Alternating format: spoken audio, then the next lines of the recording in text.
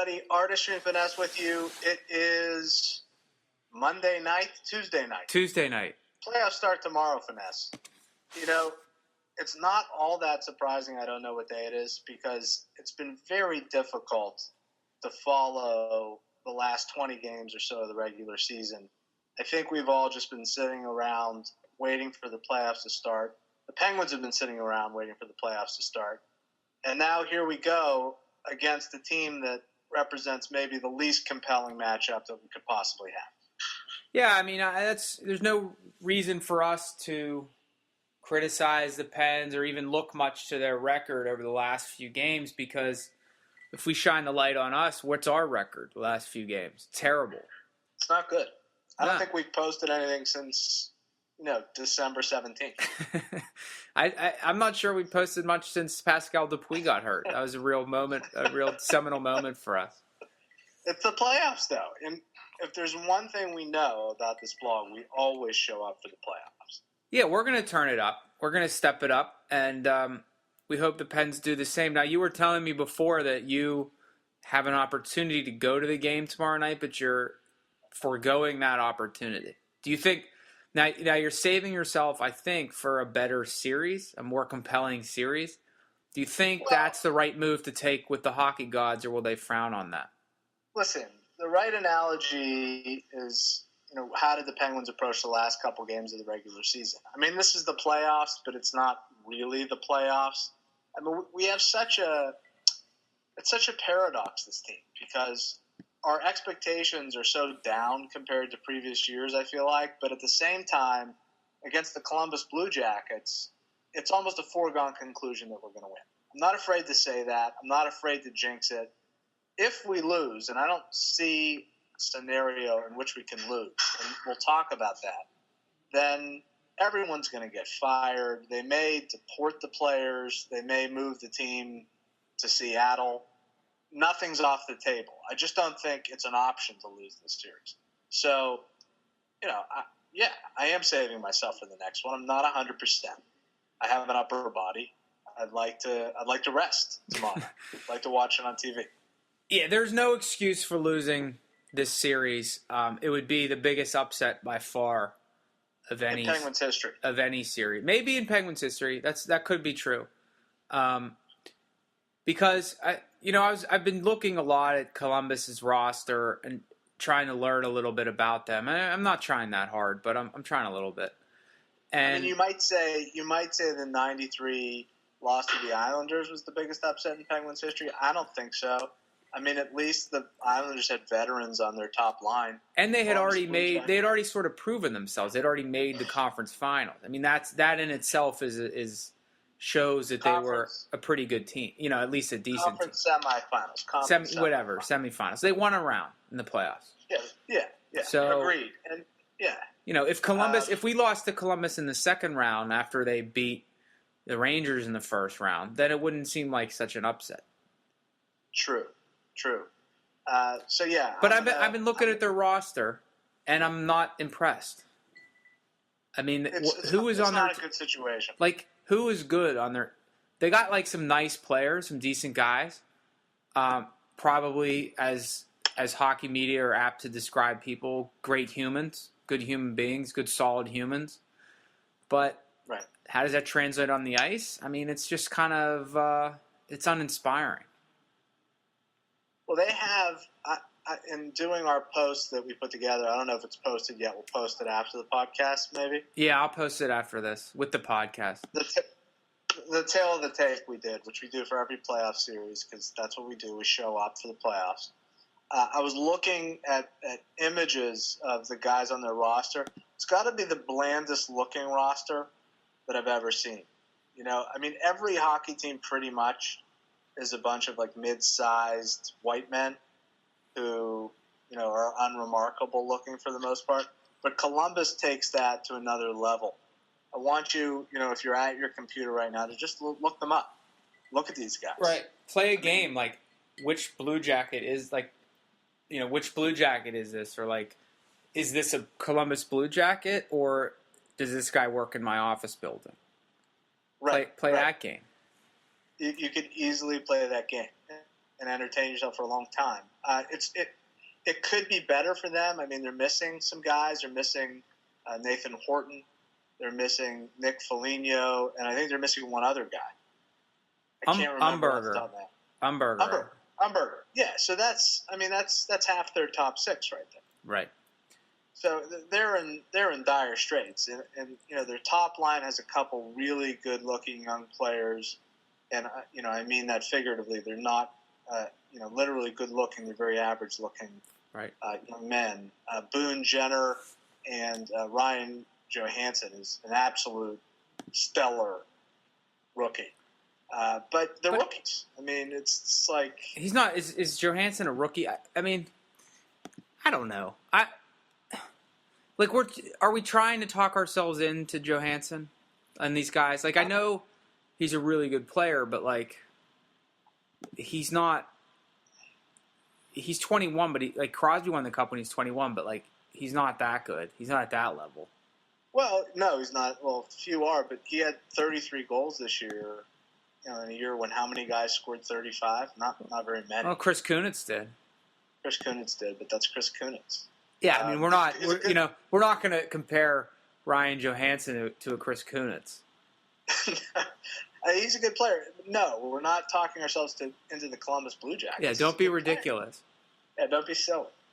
But it's like, what's the scenario? How does it unfold if the Pens to lose this series? Like, let's say that in 2 weeks from now, the Pens have just lost in 7 games. What happened? How did we get there? Sergei Bobrovsky will have to be so out of his mind, which is not beyond the realm of possibility. I don't think there's more than a 2% chance of this happening. He'll have to steal 4 games, essentially.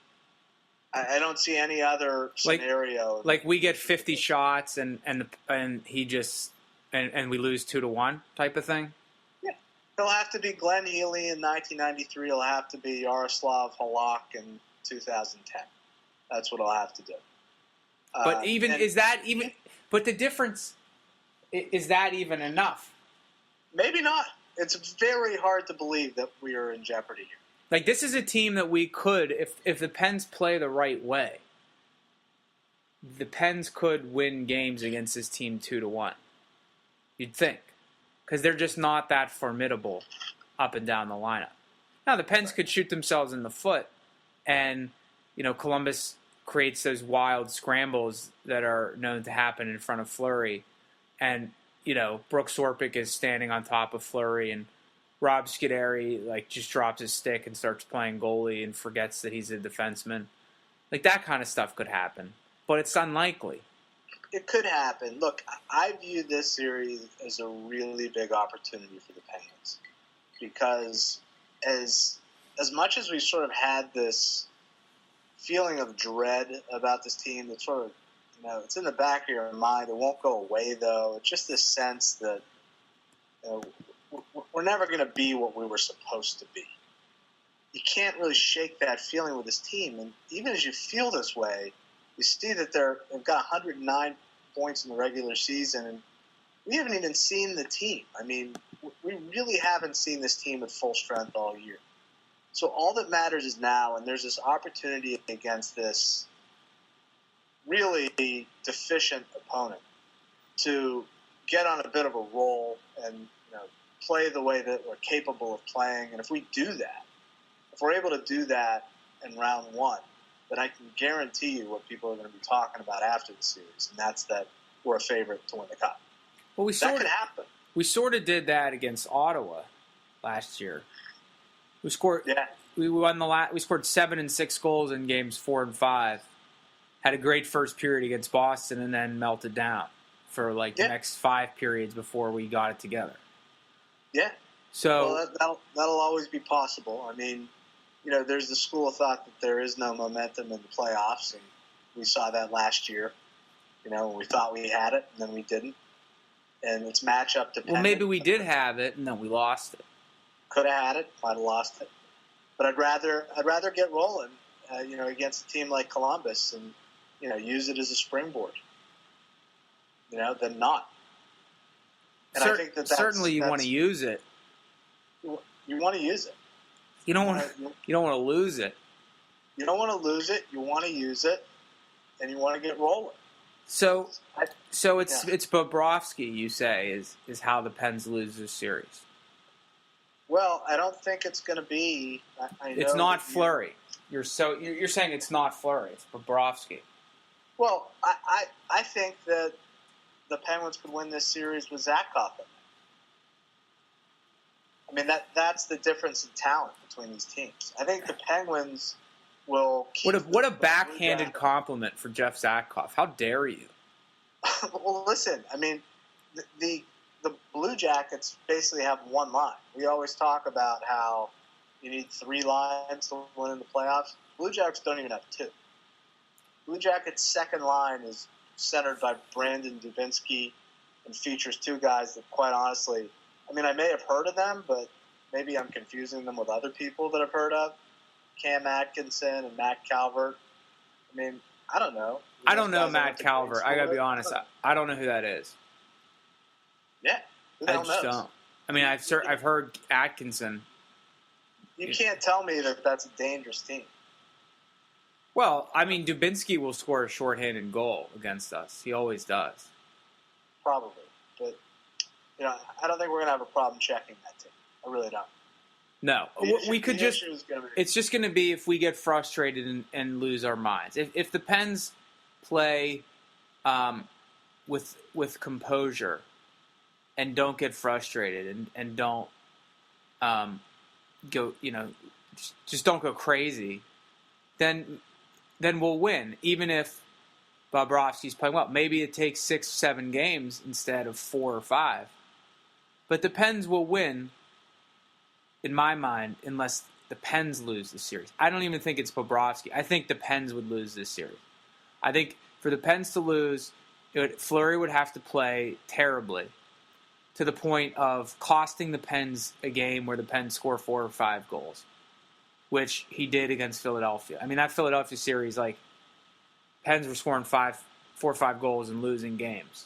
Can't happen. I just don't see it. I don't see it either. I think it's highly unlikely, but that's the scenario that I see the Pens losing. And Columbus has some guys that they have some spread out scoring. Some guys, a bunch of guys around 20 goals. None of them are particularly impressive. Artem Anisimov always scores against the Penguins, dating back to his days with the Rangers. I'm going to make a confession. Yeah. I didn't know that Feder Tootin was a first and a last name until a year ago. You thought it was just... I thought his name was Al Feder Tootin? Yeah. I thought his name was Sergei Feder Tootin. I'm not even kidding. Until he was a free agent a year ago.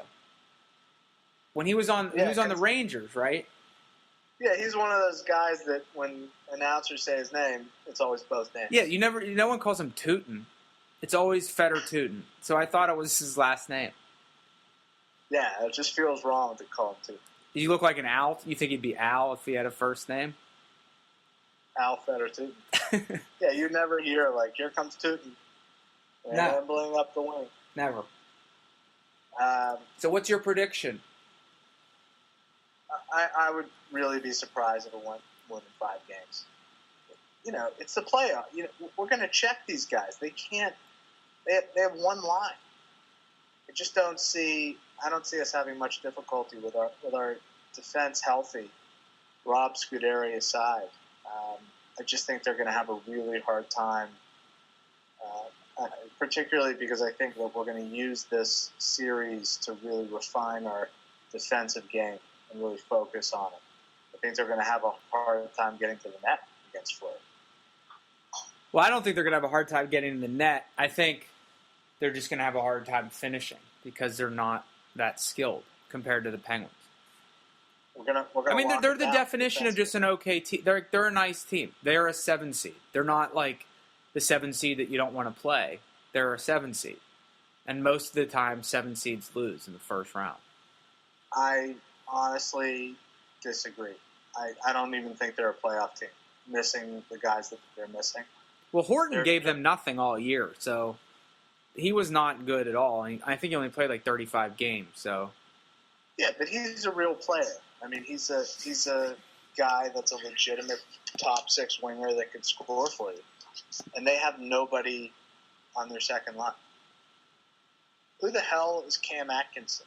I mean, Dubinsky's not like a bad player. He's not bad, but come on, it's Brandon Dubinsky. He's supposed to be carrying your second line. Sorry, I mean, I'm not buying. Well, don't apologize to me. Apologize to Brandon Dubinsky. He had 50 points. I mean, he's not, Brandon Dubinsky stinks. All right. What's your over? If I said over under on Brandon Dubinsky points this series 1.5, what do you take? Brandon Dubinsky will have 2 points. Take the over. Well, that's not that bad. Well, he's going to be on the power play. What about Sutter? Over under 1.5 points. Brandon Sutter is going to have a hat trick in Game 3. Yeah. All right. You've ruined the credibility of the whole website, of the whole thing we're doing here. I'll stand by that. He's taking offense at the comparisons to Mark Letestu that we've been making, and he's going to show you what he's made of. I'm saying Mark Letestu had 34 points in 82 games. Brandon Sutter had 26 in 81 and was a -9 and played an extra minute every night. Now, Letestu, I think, got more power play time. But... Oh, no question. No question. He plays with better wingers, Mark Letestu.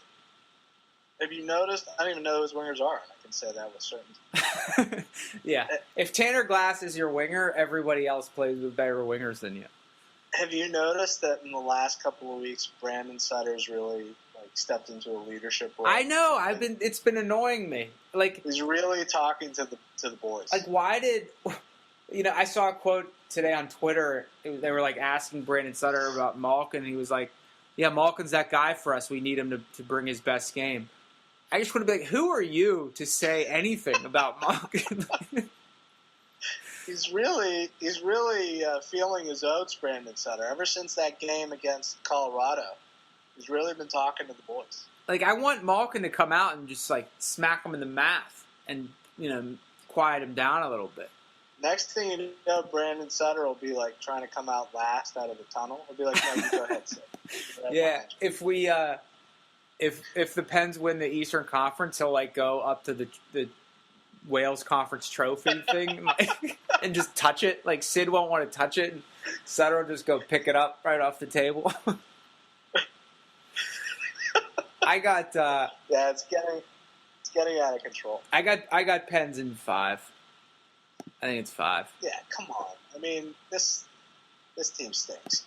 Isn't it fascinating though? Stinks. I disagree with that though. I don't subscribe to the idea that Columbus stinks. I think Columbus is a pretty good team. They're a worthy 7 seed, which means they're right in the middle of the league. And a team in the middle of the league should lose to the Penguins in 5 games. Wait a second. Let's just explore that for a minute.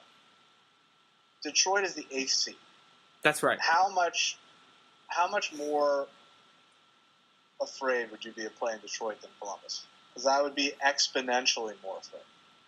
I'd be more afraid, but I also think Detroit's just a worse matchup for us than Columbus because of all these weird intangible things. I don't think that Detroit is that great of a team. They haven't shown it this year.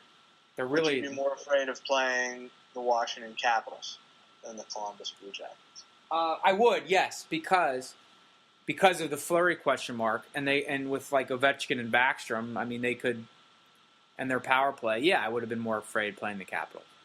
How about the Toronto Maple Leafs? No, I wouldn't have been that afraid of the Maple Leafs. I'm not asking if you would have been afraid. I'm asking if you would have been more afraid than to play the Columbus Blue Jackets. Equal fear. Yeah.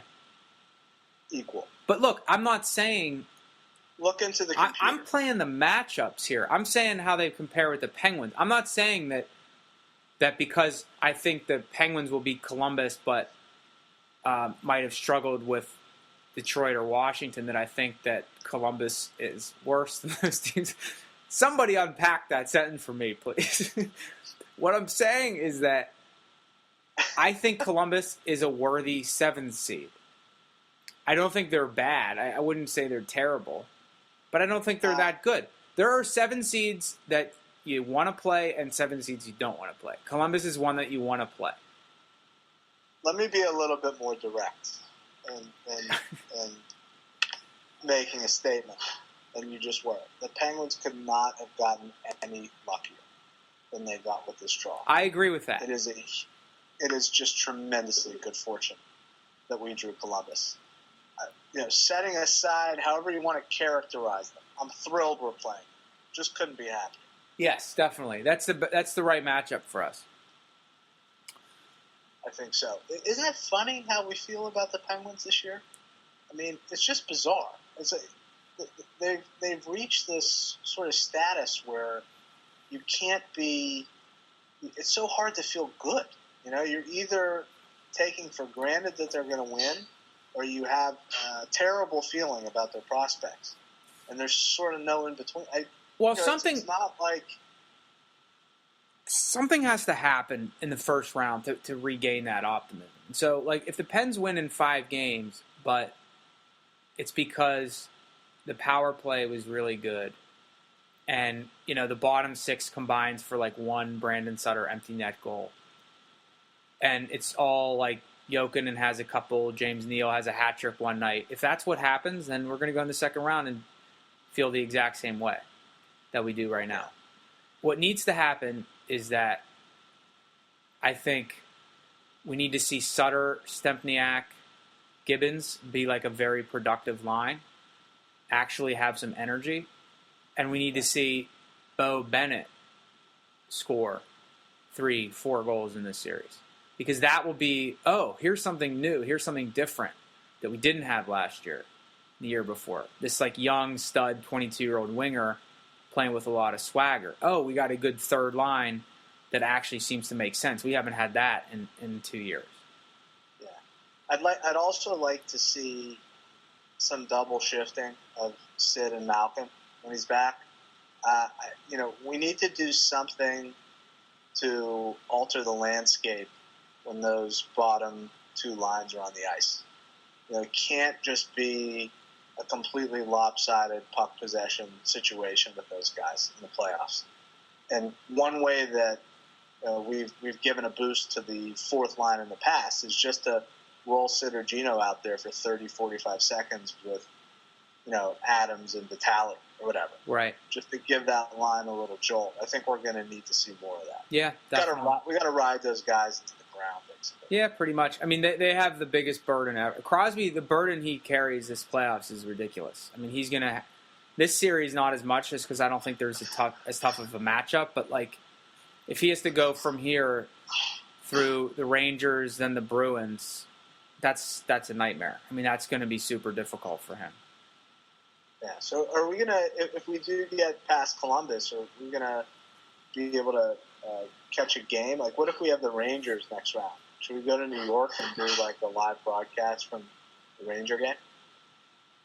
I think we should take this on the road. Yeah, I think we should just go and we should try to get press passes and say, hey, we're going to watch this game from up here. We have a blog. You think we should tell them how many Facebook followers we have? Yeah, I mean, there's our Facebook and Twitter account has been valued very highly. What do you think about that series, Rangers Flyers? That's a really good series. Let's quickly go through the other series and make predictions. Sure. It's a really good series. I like the Rangers' chances. I feel like they match up well for whatever reason against the Flyers, maybe because they don't react to them the way the Penguins do. They sort of stick to their game, and if Lundqvist plays well, I like the Rangers there. Yeah. How about you? I like the Rangers too. I think that's a short series. I think Rangers in 5. Wow, I don't know about that. I mean, I think that Philadelphia's got a lot of depth. They do, but the Rangers don't give up anything. Did you see? I mean, the Flyers will never change. Did you see what they signed Andrew McDonald to today? Some huge contract. What was it? 6 years, $30 million for Andrew McDonald. Oh wow! I mean, you know who's happy about that? Matt Niskanen. Oh my God! I mean, Niskanen's going to be pushing $6 million if Andrew McDonald's getting $5 million. Yeah, I wonder how many people think Paul Martin has a bad contract now, because for a number of years there, people were complaining about it. The guy's got a great contract with $5 million. Are you in like the kitchen of a restaurant? What's all that clanging going on? That's Mrs. Artistry. She's I'm being a bit delinquent, to be honest with you. Is she like is she trying to get your attention, like banging spoons on pots and pretending it's an accident so you'll pay attention? I'm not sure what's going on with her. She threw a hell of a Seder. I'll tell you that, Mrs. Artistry. Big time Seder. Yeah, well, it's playoff time for holidays, too. Big time. Babe, Steps up. You hear that? You hear that? Mrs. Artistry? Mrs. Artistry. You hear what I said? She can't even hear me. She's too busy banging dishes. All right, so you got the Rangers in how many over the Flyers? I'll take them in 6. All right, Tampa against Montreal. I like Montreal. Ben Bishop is apparently hurt. I think he's out for quite a while. Mm-hmm. Is that correct? Yeah, he's got an upper body, I think. Yeah, I just think that the Habs are a bit of a dark horse. I actually, in my office pool, I picked them to upset the Bruins in the second round. That's not a bad pick. I mean, I'm certainly going to root for it. Michael Therrien's a great coach. Yeah, I mean, it's very wishful thinking, but I think there's actually a shot. Look, the way they beat I think that the Rangers and the Habs may be better matchups, to better chances to take out the Bruins and the Penguins, because you got to look. The Bruins are the best team. We all know that. You got to be a team that can keep the score close, not give up bad goals, and just hope that, like, in these games that get to overtime, you get a couple bounces. You know, the puck goes in off the other team's defenseman or something. And Precisely. Then that's how the Boston would lose. They'd lose like 2 games in overtime because of bad bounces. Yeah. Who do you like in that Montreal series? I think that one goes 7. I kind of like Tampa. I don't know. They don't play well against the Penguins, but they do well against everybody else. And I guess goaltending could be a huge problem, but I'm gonna go Tampa. They got the best young guys, probably, of any team in the East. So. Okay, and then you got Boston and Detroit, which is another really good matchup. Yeah, Boston in 6, I say. Yeah, that sounds about right. Yeah, the goaltending's too good. That's the problem. Like, they're the best team at forward, the best team at defense, and they have the best goalie. So it would take 2 of those 3 things to fail, pretty much, for them to lose. Yeah, they're not going to be Boston. Although Detroit does the interference in the playoffs better than anybody else. That's right. And that can be a little bit frustrating. Yeah, it's not going to be fun for Bruins fans to watch them play Detroit. It's very frustrating to watch the Red Wings. Yeah. Glad we dodged that bullet. So do you want to do the West? Yes. Do you know the matchups in the West? Yeah, I got them in front of me. Series with the least interest to me is Colorado, Minnesota. Yeah, I see an upset there. I see the Wild winning in 7. Oh, you do? I do. Well, that's why people listen to this, for predictions like that. I got the Avalanche in 6. Okay, who else do we have? Take it to the bank. We got let's do the other boring series. Anaheim against Dallas. Anaheim got the home ice. Fairly convincingly. I'll say Anaheim in 6. All right, I'm going to go Anaheim. Anaheim in 7. This is Archie has the disposal going now. Yeah. She's taking it to a new level. She's acting out. She doesn't like you on the podcast right now. Who else do we have? All right, then we got the two, probably, along with the Rangers-Flyers, I would say the other two best series. You got St. Louis and Chicago. I don't know. I haven't been following the status of Taves and Kane.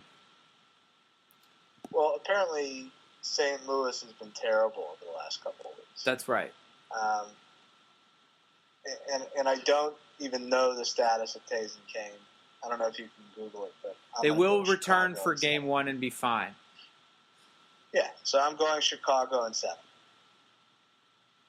I'm gonna go. I'm gonna go with the. I don't know. I'm gonna go with the Blues. You're just being contrarian. I'm gonna go with the Blues in 7. Ryan Miller's been bad, by the way. Yeah, well. I don't know if you're aware of that. I like the Hawks, and then we have the Sharks and the Kings. That's an unbelievable series. It's a great series. I mean, will I watch any of it, given that the game started at 10:30? Probably not. But I'm going to talk like I know it's going to be a great series. Sharks are my Stanley Cup pick. I like the Sharks, too. I think the Kings are very good, but, I think that the Sharks, just by the odds, haven't been there so many times. I think one time the puck's going to bounce their way. And, the Kings, I remember last year, they had that series, I think it was against St. Louis. And they just won, every game was, 1-1 going into overtime for the last, 3 minutes. So they're a very good team, but they don't leave themselves a lot of margin for bad luck. True. So they can be beat by a team that can keep up with them. So I'll take San Jose in 7. Yeah, I'm going to go the Sharks in 6. Tyler Kennedy with 4 goals in the series. Wow, you're the only one making that prediction, I'm sure. I'm not afraid. So, who's the Pens series MVP? I'm going to go with Neil. James He's been hot. He's been hot lately. I think he's getting Malkin back. Is Malkin coming back tomorrow night? He says he should be ready, yeah.